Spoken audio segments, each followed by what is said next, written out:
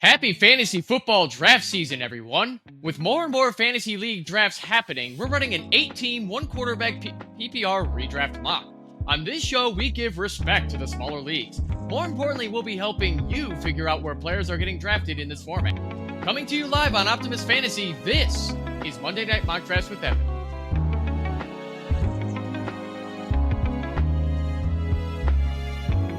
Ladies, gentlemen, and all those in between or outside of it, welcome to Monday Night Mock Drafts with Evan, right here on Optimus Fantasy, coming to you every Monday evening until week 1 of the NFL season. I am your host, Evan Sather. Tonight, I have another fellow Bears fan joining me for this mock draft. He owns the Get Right Fantasy Network. He's also the founder of the Fantasy Football Tavern on YouTube. Please welcome to the show, Kendall Vanderbilt. Kendall, how are you, my friend? Evan, I'm doing great, buddy. Caleb's having a good preseason. Rome looks like the player we drafted. You know we're riding high over here, buddy. How you doing? Yeah, they definitely are doing so well, just because it's just so good to, not only do we have a real head coach on our team, but it just feels so good that the offense looks good despite the struggles, where we've got some jesters online acting like that Tyson Bagent is better than Caleb Williams right now, forgetting that Tyson Bagent is going to get up against backups versus the starters, which Caleb and crew are still getting acquainted with each other with this offense and this brand new Ben Johnson system. And I'm still excited.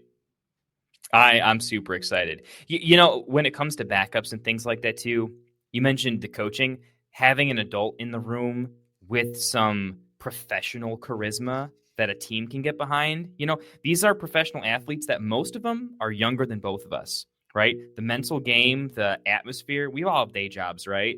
If the vibes in the entire workplace are good, productivity's through the roof, everyone wants to win a title together, and I think that's what we're seeing. I think we've been held back by play calling and just bad vibes, and even a pro athlete is certainly not immune to just not feeling it. Look at DJ Moore last year on half the plays. And so a guy like Bagent, I want him on the team. I want Caleb to have someone that's just feel good. And I want Bagent's parents in the stands too. Love to see them out there. What great people they are, you know?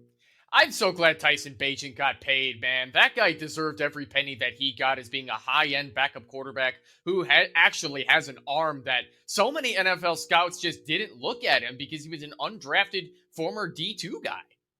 Mm-hmm. Yeah, you know, it's one of those, you need someone throwing balls to the second stringers, right? The stronger your backup quarterback is, the better the practice reps are going to be, the better the practice as a whole is going to be. We talk about it, not necessarily in fantasy, but like in basketball, you talk about the sixth man a lot, which forces the fifth man to be that much better. I think you're going to see that. Oh, it's just so exciting. Like you were just saying, it's an adult in the room, because ever since Lovie Smith was fired after that 10-6 season we had back when the NFL was 16 games 15 years ago, we've just been putting up with just bad coach after bad coach that never panned out. And Matt Eberflus was arguably, at least in my opinion, the worst head coach we've ever had, worse than Nagy. He was the hold my beer to Matt Nagy, where Eberflus just didn't even know, not only not know how to manage a clock, but he didn't even know when to throw a red challenge flag. You remember the 69-yard catch Jordan Addison had? And Eberflus was like, I'm going to throw this flag because it felt right in the moment. Yeah. Hey, solid. I can't even say good anymore. It's solid specialist. Did not know what he was doing, way in over his head. Yeah. It is what it is, but I think he's back where he belongs, specialist position. So, you know, I got to be honest though, Kendall. Matt Eberflus was getting ready to be let go by the Indianapolis Colts when he was their defensive coordinator until George McCaskey hired him on as the head coach to put in Ryan Poles' lap. And now Eberflus is back to being the Dallas Cowboys defensive coordinator. I'm just looking at their fans and going, good luck, guys. Yeah, how's that defense projected this year? I know I'm drafting a lot of Cowboys offensive players because of that defense, but hey. Good luck to him, you know. I hope he sticks around and has a job, but I'm not projecting it. Totally. Jason William, I want to let you know in the comments, we do see your comment. We'll get to your question in a little bit here. I want to talk a little bit first about you, Kendall, with the work that you've been doing. So, as I mentioned, you took pretty much the lion's share of the work on the Get Right Fantasy Network. You guys have a very strong YouTube presence right now with a mock draft tournament, which I've joined you for a couple Fridays in a row to judge how people are drafting, and I've even tried my hand at some of your mock drafting as well. Tell us a little bit about this mock draft tournament right now. We're in the semifinals, so what can we expect coming up to until the finals? Hey, thanks for asking. So our mock draft tournament, it's kind of our thing, right? We're a community of mock draft degens. You know, if there's one thing we do, it's that. And so a big shout out to our godfather, our founder, Mr. Rasta. Definitely, you guys will probably see him in the mock draft streets for sure. He originally set it up, but the way it works is like this. So 4 weeks leading up to the NFL season, we do a mock Monday, Tuesday, Wednesday, Thursday, and Friday. Change up the formats a little bit. You know, we do a super flex week back to one QB, but all pretty much the same. And then we collectively, all of our staff over at Get Right, we vote and we come up with the top 3 as weighted votes. And so each top 3 for 4 days in a row, they all qualify essentially for our Friday night mocks, where we run sort of a semifinal. Top 3 from week 1, 2, 3, 4, they actually get put into a real best ball league that we set up for them, and they play it out to see who is the overall mock draft tournament of champions winner. And we're showering them with we're not crazy stuff yet. We hope to give them more, but all the stuff we can't afford to give them, we throw out to them, and it's just a fun time. So that the month leading up to the NFL season, doesn't matter what day of the week it is. There's a mock for you. If you can't make it one day, literally it's on the next. And it's just such a great way for us to prep. When I have to grade really competitive mock drafts 5 days a week, it forces me to really understand and how I'm reading a draft board. So it's such a good time for the community. It gives us things to talk about in our Discord, and it makes me a better fantasy player. So that is kind of how it goes down. I think Vince over in chat, he actually, I know he's a big friend of the show, big friend of your show. He's actually moving on. He's a finalist, one of the strongest drafters I know. So big ups to you, Vince. Wishing you lots of luck this upcoming Friday. Yeah, Vince is my favorite Aussie from down under. He's been a mock drafting legend. And Vince, I wish you had the kind of money to fly me down to Australia someday. I want to come visit. I want to see the land down under. Oh, man. Hey, if we can get a couple invites to SBF 20 or 16 over down under, that would be awesome. I know Vince hosted that, a big part of that this year. So that would be so cool to see him down there for that. Totally, yes. So Jamie Perogue actually pointed out something just now that I wasn't about to take seriously because I thought it was a joke. Kenny Pickett actually did get traded to the Las Vegas Raiders. So that is now going to eliminate one more contender for being the Browns starting quarterback. I actually projected Kenny Pickett to be the starter over Joe Flacco because he offers just a little bit more in his stage of his career compared to Joe Flacco. And now it appears that Pickett is going to be competing for the top backup role behind Geno Smith, being that we're not going to be seeing Aiden O'Connell for several weeks after he broke something again. That guy can't seem to catch a break with getting hurt. So, Kendall, does this move the needle for you with the quarterback room for the Raiders? Not much for the Raiders, I don't think. I mean, I think Pickett still has to – he's still kind of a who would I kind of compare him to? He's just going to be a forever backup. I don't think he has the upper end talent. Even if he gets rid of the rookie mistakes, he didn't flash at any point in time in his career. So I think he's a good backup. He doesn't complain. He's a good kid. He represents what an NFL organization needs as a backup.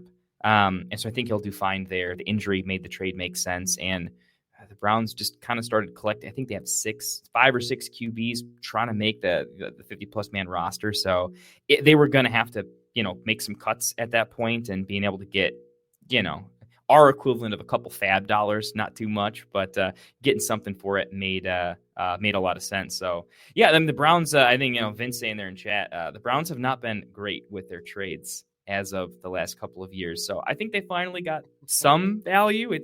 It's not enough, but it's something, and it certainly clears it up for, having Flacco. At least you're not going to have the rookie mistakes. It's an adult in the room at the helm, getting the guys together as they have a lot of rookies they need to sort out, and it does clear the way just a tiny bit for maybe a second half of the season change up to get one of the rookies in. Yikes. Yeah, all I got to say is yikes for the sake of Joe Flacco, because that man is not exactly slow, but on the NFL level, he's going to have a bad offensive line to be working with. So I hope he's ready to run for his life with how rough that passing offense is going to be. I definitely expect the Browns to be running the football a lot this year, but let's get into more of that as soon as we get the mock draft started, though. So I want to get into the rules first, but before I do that, everybody who's watching right now, hit that like button below in this video, and while you're at it, subscribe to Optimus Fantasy as well for more live shows like this one. So let's get into it here. So this is a mistake, unfortunately. It's 8 teams tonight, 1 quarterback, 2 running backs, 2 wide receivers, 1 tight end, 2 flex spots, 1 defense/special teams, and 1 kicker. And we've got 7 bench slots tonight as well. So these rosters are going to be a little bit bigger than usual. But being that it's 8 teams, you can afford a little bit of extra space so that the waiver wire is not too plentiful. Just, I don't know about you, Kendall, but I don't like the waiver wire being too plentiful. I like people feeling like they need to trade for good talent, right? Yeah, I mean, you want it to be enough that Tuesday night becomes a thing, right? You want it to be an event. You want people to have to compete and make a real call for your guy. You want at least one sort of everyone wants him person on the waiver wire to make going after the second and third options worth it. Where if it's just too thin, it's overspending for folks that are going to get redropped, and it takes away a dynamic that I think is fun for the game. And if the waiver wire is not deep enough, I also think that lowers the skill ceiling, which is something I'm a big proponent of in fantasy. Is just how do we take it from there's variance, there's some luck involved, but if we can make it farther away from flipping coins, I'm a proponent, and I think adding to that is good. I love the skill factor you brought up too, and that's something I want to debate with you a little bit later. But in the meantime, I think we've kept the people waiting long enough, Kendall, my friend. Are you ready to get this started? Oh, I was born ready, dude. Let's do it. Yes, sir. Let's get it going. I'm clicking start. Pastor Sauce is up first. I will be drafting behind him. He's got Jamar Chase. I'm going to grab Saquon Barkley because I'm a bit of a Saquon Barkley homer in a way. But Bijan Robinson is usually the first running back off the board, as Jamie Perogue just took him at the 3 spot. Kendall, is there a wrong running back to take first this early in any draft?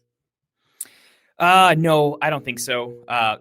Honestly, I'm very happy with any of those 3. I think for me, actually, Bijan's third for me. I prefer Barkley, then Gibbs, then Bijan. It's just there's an overwhelming correlation at the running back position from offensive production to how that correlates to the running back position. If the offense is in the red zone, the running back is the number 1 position that benefits from it, right? So I think Bijan's going to have a fantastic year, but overall, I think he's probably going to have less red zone looks than I think Gibbs and Barkley do. So just based on the strength of the offenses, I think that's a perfectly fine pick. I don't think you can go wrong with any of the 3, and you're really splitting hairs. What it even might come down to is who do you want to pair later up with them? If you really, really like Drake London, maybe you possibly want to go with one of the other backs outside of Bijan, right? If you really like David Montgomery, I'm a big fan. He's on my wall right behind me. I got a signed, Demont jersey. So if I like him, maybe I want to fade Gibbs because it takes Demont off my board, right? That's a better consideration, I think, than really splitting too many hairs there. I love that. I'm going to let you make your next pick here. And then I want to get into some questions here, as now we're getting deep into the season and people are starting to ask about their fantasy football inquiries. So Jason William is in a 10-team, 2-quarterback league, asking who would you target at the 105, an elite quarterback or a running back / wide receiver? So being that it's a 2-quarterback league, I, at the 5th spot, don't mind waiting on quarterback even in a format like this. I prefer to go get a stud hero running back or wide receiver, depending which one's on the board. Kendall, after you make this next pick, I want to hear what you think about Jason's question. Yeah, sure. So for those of you listening at home, Kendall picked CeeDee Lamb at the 106. We have swung around to the 203. He's thinking about this next pick, and he took Malik Neighbors going wide receiver. More on that in a bit. Let's hear what you think about Jason's question here. So it really depends how the board falls, but I'm not going to cop out the answer. I think Jamar Chase typically goes within the first 3 to 4 picks. I do think there is a little bit of a tier break after Burrow. Jason, let me ask you this question. Is it 4-point passing touchdown or 6-point passing touchdown? Because that's going to be a little bit of a differentiator for me. If it's 4-point passing touchdowns, I'm going to move Burrow a little bit farther down, but I do want one of the top four. If Jamar Chase goes and one of the top four quarterbacks, either Lamar, Allen, or Daniels or Hurts, I do want to grab one of those. I think they're difference makers themselves and their talent and their overall offensive ecosystem. So assuming Chase goes, sometimes he still even goes at the 101 in those formats. But if it's Burrow at that point, that's when I'm going to go ahead and take a positional player. But if any of those top four are on the board, that's my pick. Beautiful answer. I like that a lot. As you're making your next pick here, we're going to get into Miles Young's question next. He asks, I got offered Puka and Diggs for Chase Brown, Ted McMillan, and Devontae Adams. Do I take it? Not knowing the context behind this particular league, I'm guessing this is you guys just drafted in a redraft league. Miles, if that's wrong, please correct us in the comments. But getting offered Puka and Diggs from all of Chase Brown, Ted, and Devontae Adams, if I'm fine at running back, yes, I'm taking that. What about you, Kendall? I am. So this is a dynasty question. I'm guessing. I'm gonna lean, and there's some nuance to it. I'm gonna take the Chase Brown, Tet, Devontae side, but I'm taking that side because I think right now Chase Brown is incredibly elevated in the dynasty market. I would be looking to resell him mid-season to tier down to someone else. Like if I could trade Chase Brown for a future first and one of the rookie running backs that I like, or just other position, first and the third, something along those lines, I think the total value you can accrue on the second half of that trade is greater. Puka is still the best player, and I think T-Mac, aka Tet, is going to do quite nice. I have Puka way above all those folks, but I'm specifically looking to get some value. And if I'm either winning my league, those are more pieces that I think are going to help you win your league. If you're not winning your league, I think you can flip Chase to a contender. And Devontae Adams, I think you can also flip. And the total trade value you can get by piecemealing them individually is going to be greater at the end of the day. Yeah, I apologize if this wasn't a dynasty question, but from a dynasty perspective, as a dynasty fanatic myself, yes, I absolutely love that. Especially trying to flip Chase Brown for a first. I am all over that because a lot of people hate me for saying that I am out on Chase Brown repeating his RB10 season. I think he's a top 20 running back, but not a top 10 running back. And speaking of Chase Brown, so Chase Brown went at the 307 here in this draft after Jonathan Taylor, which I really like a lot. But he also went after Bucky Irving. Based on how this went down, by the way, Kendall drafted Jonathan Taylor before Chase Brown. I love that pick. I think Chase Brown is a solid RB2. Give me more what you think about Chase this year, Kendall.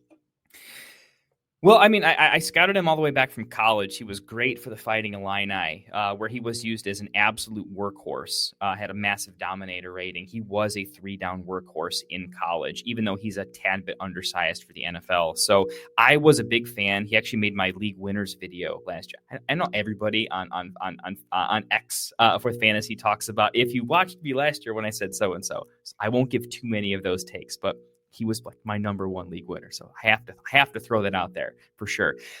I think he's going to win by volume for sure. I think their defense, even with Hendrickson just getting the bag there, he's going to be back.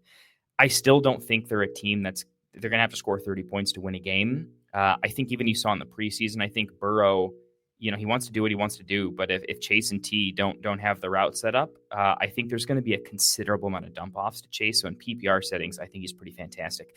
I don't think he's the best goal line back. I have him projected for below 8 touchdowns. So I think his ceiling is just in his overall usage, but he's going to be a little bit inefficient. So where others are putting him straight to the moon, I have him within the same range as everyone else, but I think he is significantly less of a talent than Jonathan Taylor. I think his yards per carry are going to be less than Jonathan Taylor. I think his touchdowns are going to be less than a Jonathan Taylor. So I still have Taylor and Bucky Irving ahead of Chase Brown. I think and the HN injury does worry me a little bit. Ollie Gordon's looking pretty good, but I do have Chase Brown ahead of, say, Kyren Williams, where I think Kyren isn't a factor in the passing game, and touchdowns can kind of be a non-sticky stat. So that's where I slot him in. Very similar. It's not a hot or a cold take. I just want him a little bit after some of the other guys I like a little bit more.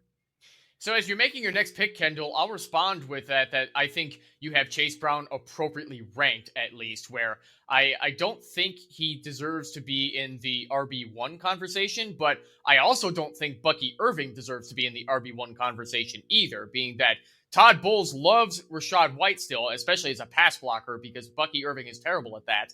And then they still love Sean Tucker, who barely gets 10% of the snaps anyway when both of the guys ahead of him are healthy. But he's so explosive and he's so dominant when you give him the football against the right defenses. So I think that leaves Bucky Irving in the firm RB2 conversation. And I see his ADP is very high, even above Jonathan Taylor this year. Is Bucky Irving overrated in ADP this year, Kendall? I don't think so. Because he's a similar case to Chase Brown, right? He should be incredibly involved on a very strong offense. But where I say he's better than Chase Brown is I just think he's a more talented NFL player than Chase Brown because his physical metrics, he's not a breakaway speed type of guy, but I think he was a top 5 or 6 in forced missed tackles. So, I mean, he's shifty, kind of like Kamara, but less of an athlete.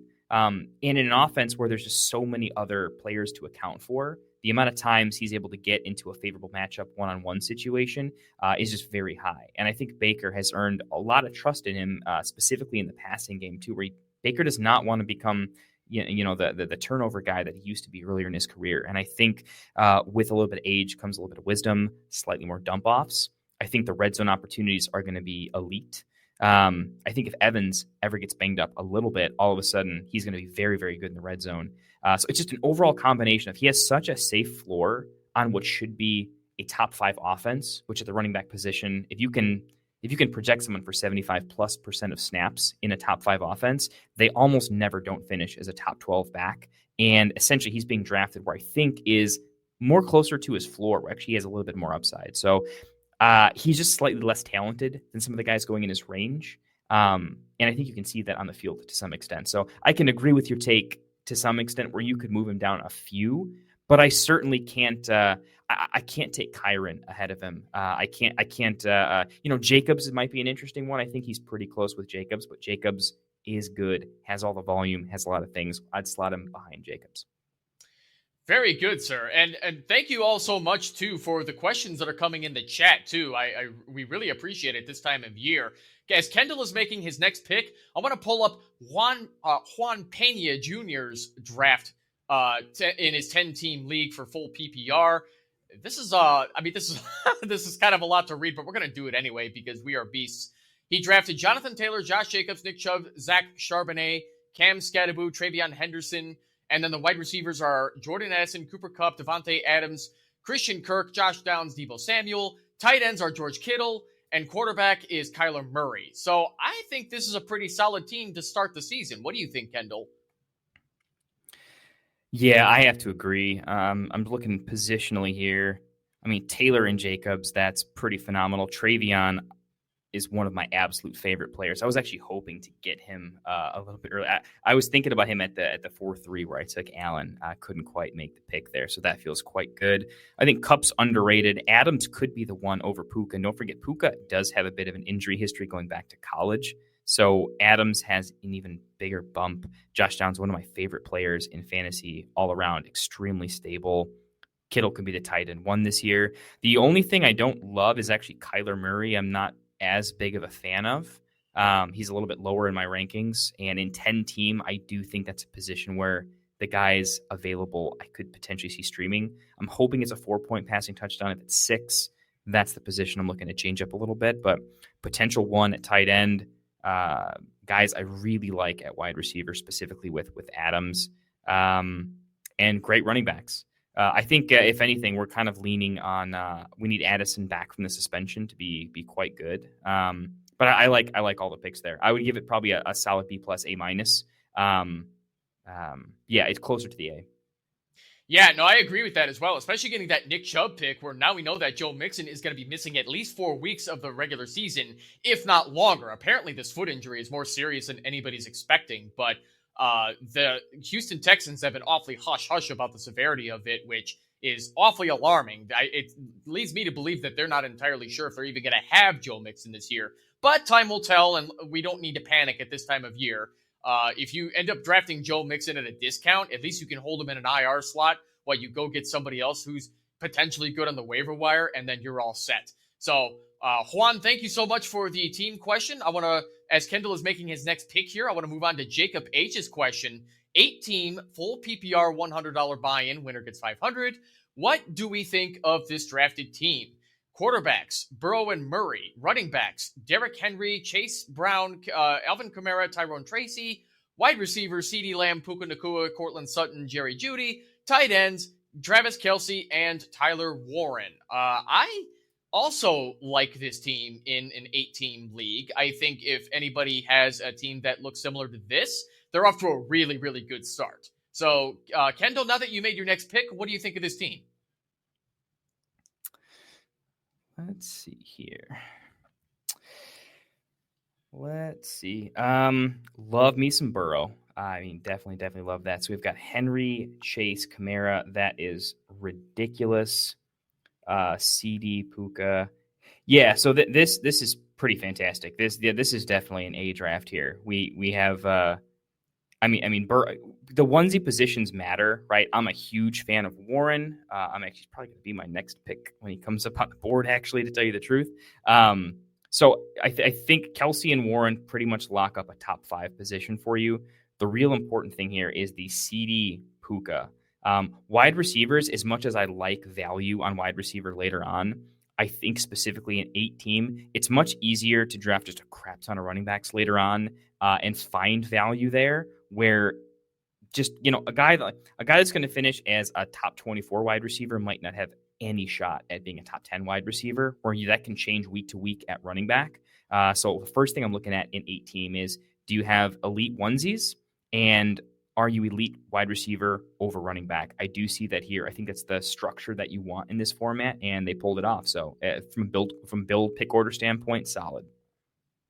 The only thing I'll say too, Jacob, about your team is that you drafted 2 quarterbacks in a 1-quarterback league. You don't need both Joe Burrow and Kyler Murray. And I would recommend seeing if you can find a buyer for Kyler Murray to see if anybody wants to trade for him. And if not, just go ahead and drop him and go pick up another running back or wide receiver. You're fine at tight end with the guys that you've got. So great start. I like your team a lot. I think you're in for a good season, my friend. While you drafted, okay, so Kendall just drafted Tony Pollard. Let's get into Nino Pena's question. Is this an overpay? Trade away Dak Prescott, Travis Etienne, and Trey Benson in exchange for Kyler Murray and Ja'Cory Krosky Merritt. I'm aiming for the Kyler and McBride stack. So in a typical redraft league, I don't believe like stacks are mandatory. I think you'd be fine without the stack. I still like Dak Prescott as a quarterback with elite potential, even if he never reaches top 10 status ever again, because his arm is fantastic.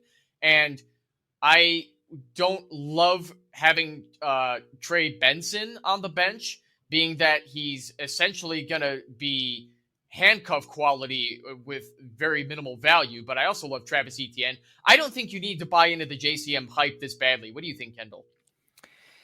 Yeah, I mean, I like him in that it's an upside pick. It's a great offense, and he should have a great role. But I do think we need to tamp down expectations. Eckler's going to be quite good. I think they're going to rotate a little bit. So I want to tamp it down a little bit. Kyler's not a quarterback I'm drafting because I want to stack him. Like, you're drafting Kyler for his legs, not because his passing chops are there. I mean, he's like 5'0". Not saying I don't like Marv. I think Marv is going to be able to overcome it at some point, but especially in redraft. I'd also be questioning how many bench spots you have. A lot of leagues are 5 bench spots that want to prioritize waiver. In that particular situation, I don't really want to stack my quarterback with my wide receiver 1, only because it does force you to potentially drop someone you kind of like on your bench if you've been stashing somebody a little bit. So if it's a rushing quarterback, I tend to go unstacked. Like, I don't really do stacks for Jaden very often. I don't do stacks for Lamar very often. So I think you're overvaluing the stack a little bit. And I do think I just have Dak straight up ahead of Kyler in the rankings this year. So I probably wouldn't do it. Yeah, I wholeheartedly agree with that. I don't think you need to do this particular trade. I think you can wait at this time of year to look for something better. You don't have to aim for a stack in your typical redraft leagues. So I also want to give a shout out to the very comical Philly Mike OG in the comments, trying to trick us into thinking that Micah Parsons is now a Tennessee Titan. Ha ha ha! Very funny, sir. Fake news. Micah Parsons, I think, is not going anywhere, though, Kendall. I think he's going to remain a Cowboy. What do you think? It's so hard. Like, my biggest take is I have no idea what's going to happen. And I think speculating on what something involving Jerry Jones will end up being is a process mistake. Does that make sense? Like you just can't predict it with Jerry Jones, right? You don't know. And I think there's a lot of stuff behind the scenes. There's a lot of flexing for this or for that that I don't necessarily think is warranted. So I think the most likely outcome is he stays a Cowboy because every trade possibility, the vast majority of times, they stay. So while I think we all want him to move, I think that would be fun for everyone. I think he probably stays a Cowboy. It's worth mentioning, and this doesn't get brought up that much. If Parsons' accountant has anything to say with it, he'll want him to stay a Cowboy because no income tax in the state of Texas. You get to keep your money. That is a huge deal with this type of thing if you're about the money. So that's just worth considering. I'd say it's probably 75% chance he stays. Yeah, whereas if he wants to go to like a Florida team, they may not have sales tax, but they just tax you in other different ways.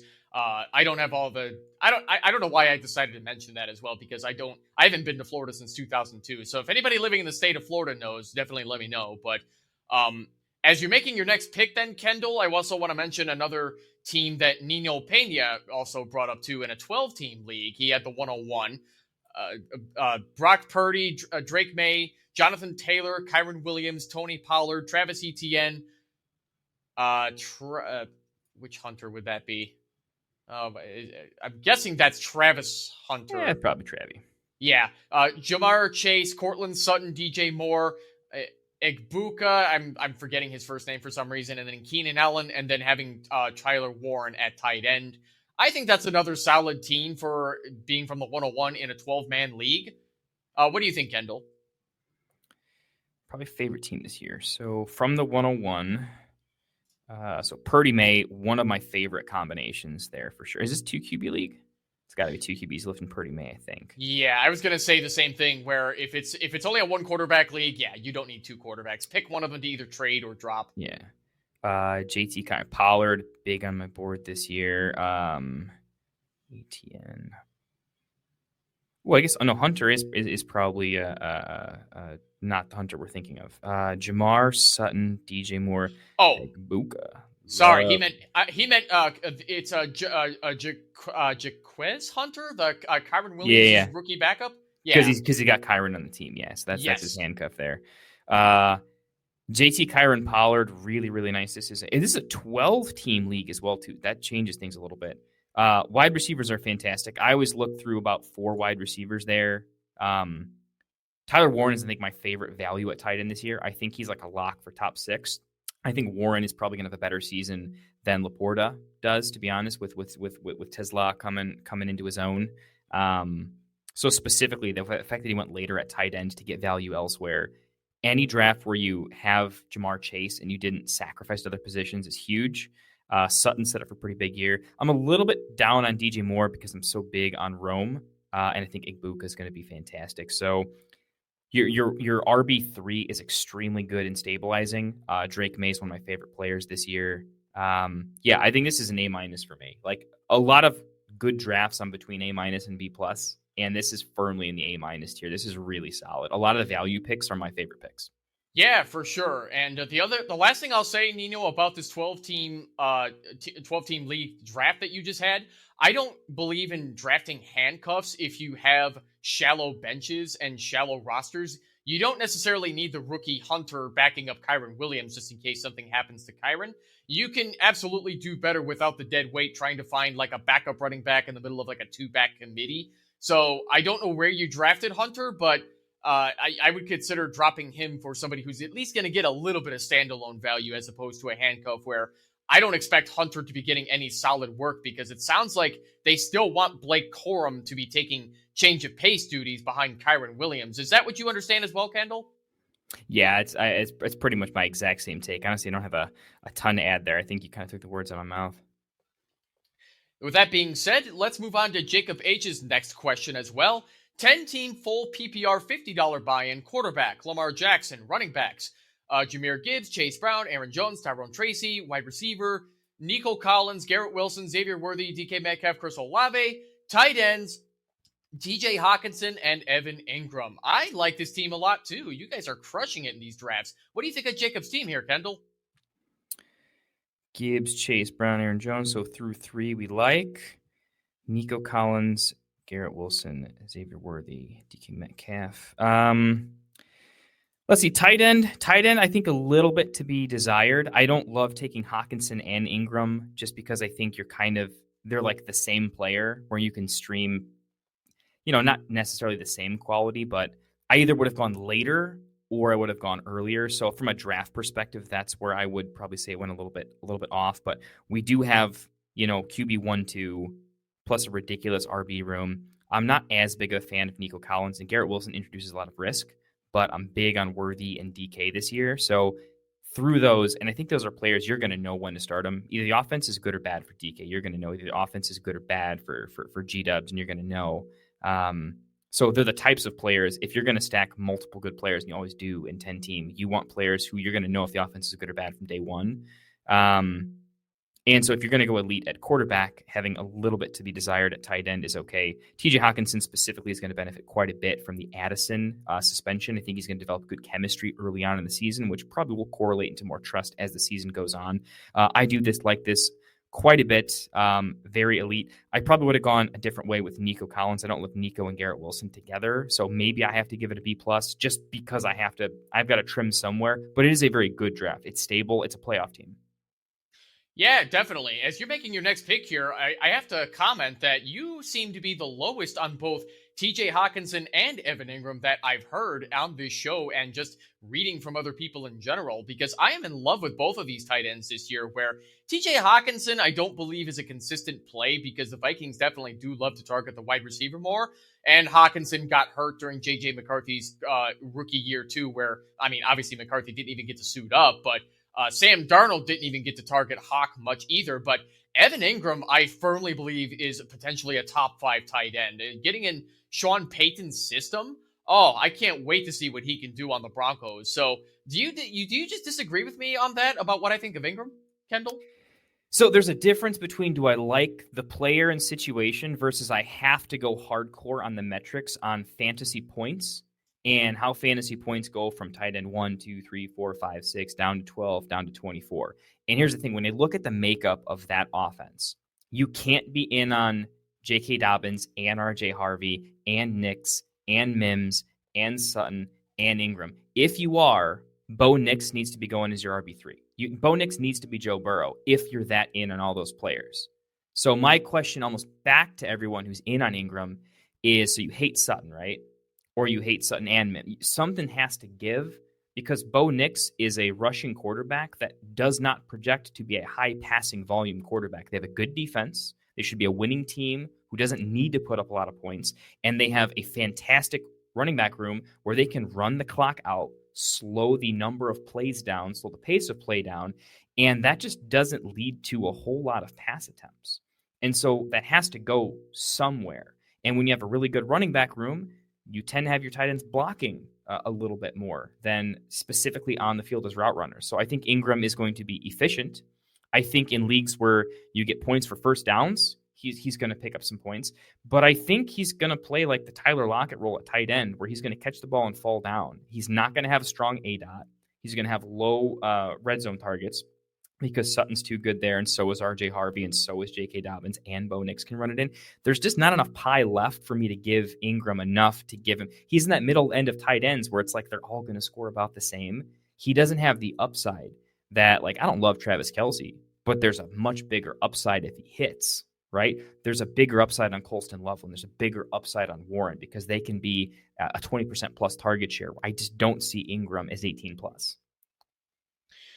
Yeah, that okay. I think a lot of that is reasonably plausible. I think you just happen to be a little lower on the Broncos offense than I am, and that's fine to disagree on. I don't love J.K. Dobbins and R.J. Harvey in the run game, but seeing the arm that Bo Nix has and seeing how much he loved targeting the tight end when he was an Oregon Duck, I think this is the guy he's been waiting to have on the NFL level. Where who the heck did Bo Nix have to throw at the tight end position last year? Adam Troutman? My bad on the auto pick there, by the way. I went too long on that take, and that was not supposed to be a pick. So this draft is awful already. That's such a bad pick. So you got Tyler Warren, Travis Kelce, and then Tucker Kraft. All these T tight ends. Honestly, though, with two flex spots, I don't really hate it. I mean, tight ends are difficult to come by as it is in average fantasy points per game because I looked this up over the last 10 years. Usually it's 10 tight ends that average 10 fantasy points per game or more. So if you end up with 3 tight ends in an 8-team league like this, Kendall, is that necessarily a bad thing?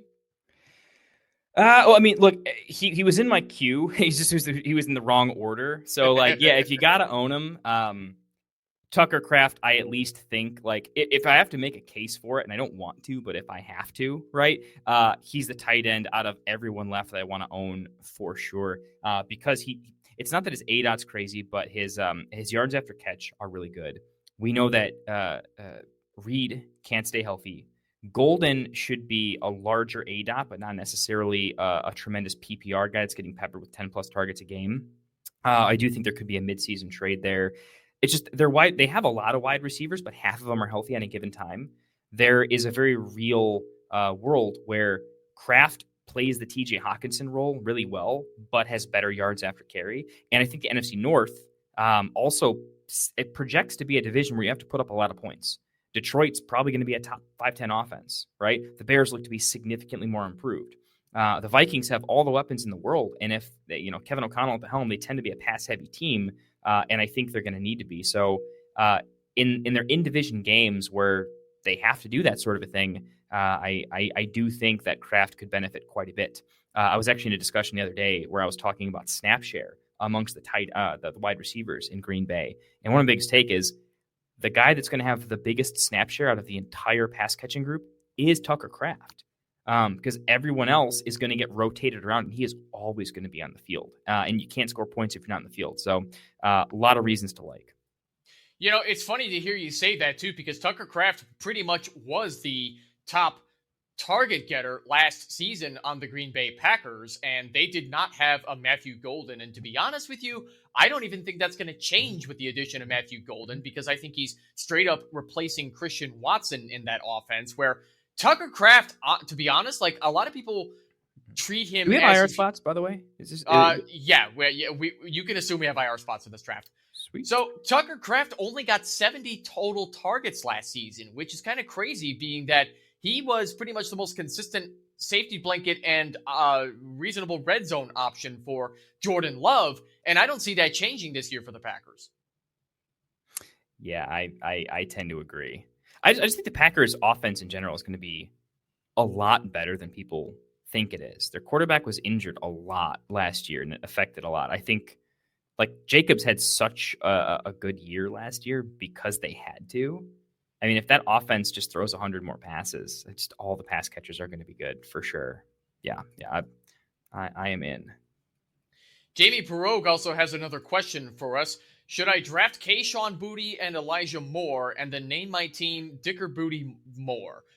I say yes, Jamie. I'm not elaborating on this for the audiences at home, just in case any kids are listening. So I have to say yes. What do you think, Kendall? I'm in. I think I'm a big fan of naming your team. I'm a big fan of have some fun with it. It's memorable, if nothing else. So yeah, get in there. It's not my personal brand of humor. I'll throw it out there, but get it in there. Oh, I've had some. I've been in a lot of leagues where I've seen some really crazy team names, and some of it's kind of not safe for work, not safe for younger audiences type of thing. So unfortunately, I can't really talk about it that much more. But we are now in the final 2 rounds of this draft for those of you listening at home, and also in the chat. Thank you all so much for the questions so far. you have about 10 more minutes to get in more questions before we have to start wrapping up the show. So, those of you listening, if you got more fantasy football questions, please drop them in the chat. Kendall and I will get to as many as we can before the show has to end. So, it is now in the last couple of rounds here where I'm going to start to look at kickers and defenses. I'm not yet one of these people that wants to forego drafting a kicker or drafting a defense just to get a little more talent and then deciding on it later. I still like to fill it out with some solid matchups for what's projected to be from week 1. And we have 5 kickers off the board so far. Defenses are now starting to go off the board as well. So, Kendall, I see that you went kicker in the 16th round as well. We'll see what you do in the 17th round. Well, let me ask you, how many IR spots? 2 IR slots. Okay. Because if you said 3, I wouldn't. If you said 3, I'm already going to have to add. So actually, no, I'm still. As soon as I'm gonna take a positional player here, because as soon as this league were to start, right? The idea is I'm throwing Ayuk and I'm throwing Mixon on IR, so I'm going to be able to pick up my defense with that pick. I actually didn't even need to draft Jake Bates, but he's a personal. I really like him, so I'm going to go ahead and take another player that I just like quite a bit here. I think he could be the starter. I am with you. I specifically ended up taking Mixon not because I like him, but because I think he'll be the starting running back by week 8, and I think I can keep on IR as long as I want to. This year, the same reason I took Ayuk is I think by the time bye weeks roll around, I think he's going to be ready to go by week 6 or 7. I'll have to throw him on the roster, and we'll kind of figure it out from there.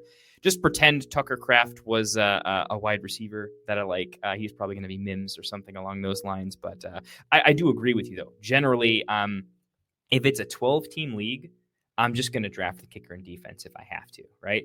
Or in an 8 or a 10 team, I'm going to draft the defense and the kicker. In a 12 team, where I think there could be a big difference, where I want to draft 2 or 3 running backs to end my draft, something that could really shake up, I'll do that just in case there's an injury, something comes up.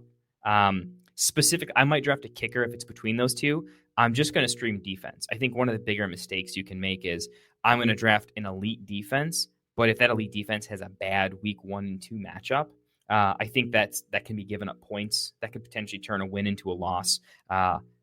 You don't really know how elite a defense is going to be for the most part, but I think all defenses are good, and I think good defense crushes bad quarterback play.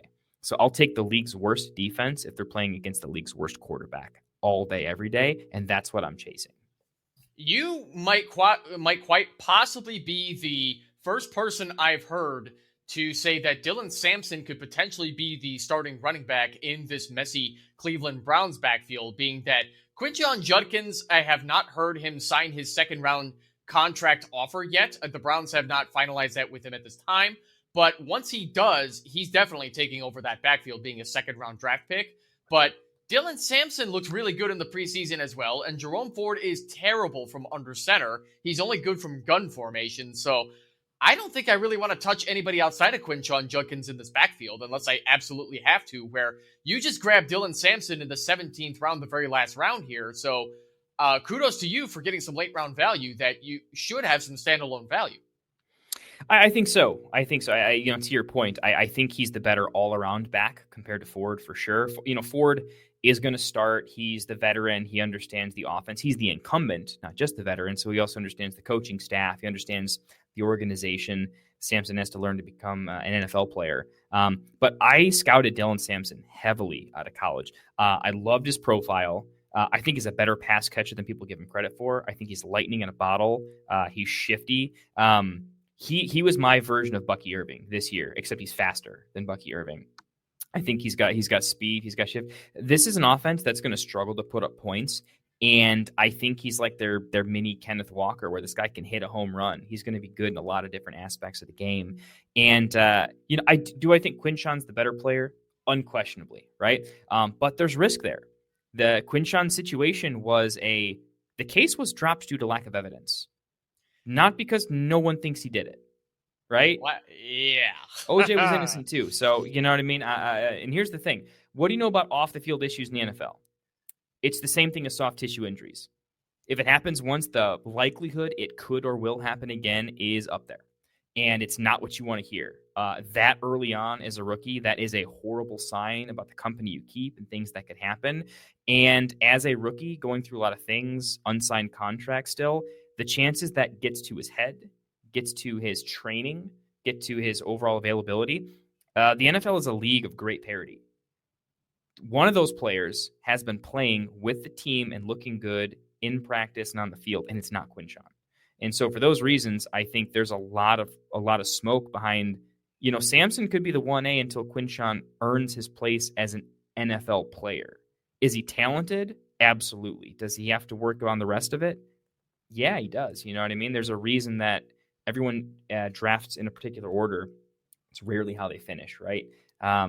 So we'll see. I thought Samson was a steal in the draft too. I thought other teams absolutely should have gone for him that needed it. But it was such a deep class that all the running backs got depressed. Bashal Tutin went super late in a softer running back class. He could be a late second, early third rounder. So yeah, it's just all these running backs went later than their talent profiles, and he's a much better back than Jerome Ford. I wanted to ask you about Bashal Tutin as well, being that Bashal Tutin to me is a really fast running back who has a similar skill set to DeAndre Swift, but he just doesn't have the exact same talent level that DeAndre Swift has at this time, where he was a fourth-round running back for a reason. He's going to be working behind Travis Etienne and Tank Bigsby, and will need some time to get used to the NFL level. He had a lot of ball security issues in his 2 seasons at Virginia Tech. That can be fixed. I don't know if the Jaguars have the running back staff to do it, but until I see Bashal Tutin prove himself, I am totally out on him. But you got him in the 14th round of this 18 draft, and as a second to last running back after J.K. Dobbins, I'd say that's a pretty good flyer to take compared to old busted Nick Chubb like I did, and then Ollie Gordon, who we don't even know if how much work he's going to get, being that the Dolphins have shown that they love putting out a injured Devon Achane, and then Tank Bigsby went later as well. So I don't know if he's going to be great value by himself this season. So are you just holding him, hoping he busts open after week 10? He's the type of pick where so many of my bench I am going to be flipping for waiver. I'm full goggles on upside. That's it. I only need home run picks because just kind of good is never going to make my starting lineup in this format. It's just never happening. So I need someone who has the possibility of just going on the field and being that much better than everybody else, and then an injury happens and oops, he's the guy. I think the team drafted him with the intent of it's not going to be a 3-person field forever. It's going to go down to 2. He profiles to be a really good pairing with Tank in the future and probably trading ETN. And the Dallas Cowboys need a running back. We already saw a trade happen. So, if ETN gets moved mid-season or earlier than we think, I'm just saying it doesn't make sense for the team to love all 3 of the running backs. What team in NFL history outside of the Giants the one year really love 3 running backs? It just doesn't happen. You're going to take a pick for it if and when you can. So if that happens earlier, I think he has the chance to be lightning in a bottle on a team that doesn't have as many mouths as other teams, and he's good all around. Do I rank him higher than? Honestly, Ollie Gordon is probably a better pick specifically because he could see the field earlier in the season and soft tissue injuries. They tend to pop back up. So if I had to redo it, I would have Ollie Gordon ahead of Bashal Tutin specifically for how soon he could make my lineup and be impactful. There's a range of guys I'd like to take late out of pure upside, and it's going to be your Braylon Allen, Bashal Tutin, Jaden Blue, and Ollie Gordon. So I want a mix of them and Dylan Sampson in a lot of my drafts, and that's just kind of how it fell this time. But I like all of them. So I'm glad you also mentioned that there's really no NFL team that loves all 3 of their running backs, but the closest one I can think of would be the Tampa Bay Buccaneers, being that Todd Bowles loves backing his guys. But, do we really think he loves Rachaad White, being that Bucky Irving ended up outplaying him, and they also love Sean Tucker, but he barely sees the field, being that there's only so many mouths to feed in that backfield, considering game script. But I don't know. Is Todd Bowles really for real about loving all 3 of his running backs? You can love all 3 of your running backs and still have one with a dominant snap share. right? I mean, again, they don't play fantasy, right? So you can love a situational role player, right? You can absolutely love that. You want efficiency. You don't want wasted snaps, right? So I do think he likes those guys for what they bring when they bring it. I just don't think they're going to bring in enough in the offensive ecosystem because they also really, really like Bucky. And Bucky is just that good for the team. He's going to have to get spelled, right? They expect and project to be a playoff team. So it doesn't make sense for Bucky to run out the clock at all. They're going to need someone to just pick up the short yardage stuff, right? It just doesn't make sense for Bucky to risk injury diving into a pile with how small he is. That doesn't make any sense at all. So you kind of need a bruiser. You need a third and short to kind of make that happen. And I think he's going to like those players for that reason. Those are just touches that are not valuable for fantasy at all. One of the reasons I'm super in on RJ Harvey is I think he'll be a sub 50% snap player that will be awesome, right? Gibbs was a top 10 RB at a sub 50% snap share. And that's what I'm looking for at the running back position specifically is valuable touches. So I don't see those backs really getting in. Like I like Rachaad White, but I think, and I still think like Rachaad White with the injury, his ADP is depressed to the point where I'm actually really in on Rachaad White because I think he profiles to be the guy that if they're up by 2 touchdowns, he's going to get a lot of work and some random goal line stuff because safer. So he becomes a really nice late round pick. But Sean Tucker's off my board. Yeah, there's no reason to draft Sean Tucker at this time, even with the Rachaad White injury, especially in a shallower 8-team league like this, where, yeah, you've got 7 bench spots, but even with that, that's not enough to justification to go grab Sean Tucker unless somebody really has to miss time. Before we start to wrap things up, I want to bring up Danny Moran's comment here. Just as an FYI to those of you who are in draft season, Danny drafted Jordan Addison in one league thinking he could put him in an IR slot, but suspended players don't qualify for IR slots. So the reason I brought this up, ladies and gentlemen, check your league rules before you go drafting people. Make sure that you know what you're doing when you select people, and make sure that if your commissioner, for whatever reason, allows suspended players in your IR slots, go right ahead and draft Jordan Addison high enough, being that he would be back after 3 games, I believe. But otherwise, yeah, you don't have to reach on Jordan Addison. If he falls your way, great. You can stick him on your bench for 3 games and then start him whenever you feel appropriate. Yeah, so, I think most leagues it's not standard. It's not, so if somebody opens up IR spots and doesn't custom it, it's an auto set to no. It will not. And I think the vast majority of leagues that even do customize it a little bit. Like in my leagues, I like doubtful players. I allow them on IR just because doubtful players are always out. They just always are. And it feels like it's the NFL playing games, but in fantasy, we get to make up our own rules and we can just say, D is really O. But suspensions are a little bit different. You know about it ahead of time. It's predictable. And so I don't allow suspended players on my IR. Most leagues don't. So, yeah. So, Kendall, as we start to wrap things up, I'll ask you one more question here. Out of all 8 of our teams this evening, including your own, whose draft did you like best overall?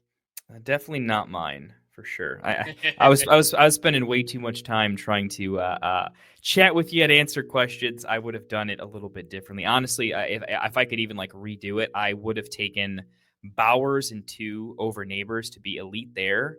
And then I would have gone one additional wide receiver, probably in place of Pollard. I probably would have gone with JMO for more upside and then flipped my craft pick with another running back. And then I would be much, much higher on my team for my build order quality because I could have fit into elite onesies and still had it. It would have been my favorite draft if I had done that. With that in mind, Vince probably has my favorite team. And I actually like your team quite a bit. It's pretty close. In 8-team, I'm looking for who has the most elite onesies, but doesn't have a meaningful enough downgrade at the positional players. So usually it's everyone's going to have good players. So it's which ones in my personal rankings are a little bit higher. I'm a little bit higher on Garrett Wilson, JMO. I'm not as down on Olave. I think Devontae Smith, he's got down. He just has a lot of like my guys this year. So if you can go McBride, Jaden, and then still be fine elsewhere, I'm super into that. You had Mahomes, and I think he's going to be a little bit better, but Bauer specifically is fantastic. So the 103 and the 105, I think, are my favorites overall. I don't love the 103. I didn't give it to him because I'm not as big of a Nico fan. I think Ladd is getting way overdrafted. And so just because of that, I have to mince words a little bit. So that's what I would do. I appreciate that, and yeah, Jamie I think also had a decent draft. I kind of agree with you on the Len McConkey pick, but we're running out of time here, so we'll save that for another conversation for another time. Before we get out of here, let's talk about a few terrific sponsors that have been doing great things in the fantasy football space and beyond, starting with the Optimus Fantasy Discord server. If you are not in our Discord community yet, what are you even doing with your life? I'm serious. This is where the real action happens 24/7, and it's completely free to join. We've built an incredible community where you can get everything you need to dominate your leagues all year long. We're talking best ball advice, DFS lineups, live NFL draft coverage with real-time updates, deep dynasties discussions where we debate rookie values and trade strategies, and some of the sharpest NFL betting insights you'll find anywhere. But here's the thing.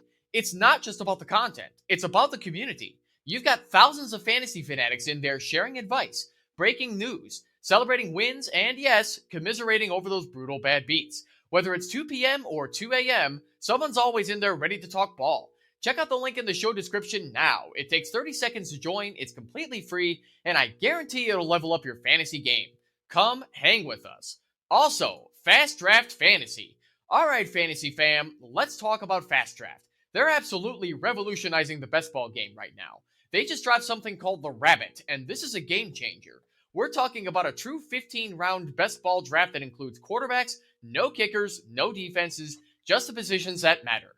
And here's the kicker, pun mildly intended. You've got a 20-second clock per pick, which means you can knock out an entire draft in about 20 minutes. 20 minutes! Plus, they've got a $50,000 prize pool up for grabs. And because you're a part of the Optimus family, Fast Draft is hooking you up with a $50 deposit match when you use promo code OPTIMUS. That's OPTIMUS. So head over to fastdraft.app, get that deposit match, and start crushing some rabbit drafts. Trust me, once you try that 20-second clock, you'll be addicted. Kendall, thank you so much for joining me this evening. It was so great finally having you on, especially just because I know I've been on your show a few times. So glad we could finally get you on mine. Yeah, I'm so glad to be here. I love your community. Everyone's just got good vibes in your Discord, so I'll shout you guys out too. I recommend everyone in my Discord. All of you should be in the Optimus Discord as well. Great folks, great drafting community, great mock community, and who doesn't want to hang out with Evan, Lou, and the boys? You know what I mean? So, got to do it. And come on, we're fellow Chicagoans. You Chicagoans got to do what we got to do. You know. That's right. You gotta hang out with us. We're reasonable. We're not bad fans, bad homers or whatever. We're pretty honest about our teams. So, ladies and gentlemen, and all those in between or outside of it, this has been another episode of Monday Night Mock Drafts with Evan. Once again, I'd like to thank my guest Kendall Vanderbilt for joining us this evening. Please be sure to follow him on Twitter at KendallTFFT. For more of Kendall's work, please be sure to visit GetRightFF.com for articles, rankings, and more. Also, subscribe to the Get Right Fantasy Network and the Fantasy Football Tavern on YouTube.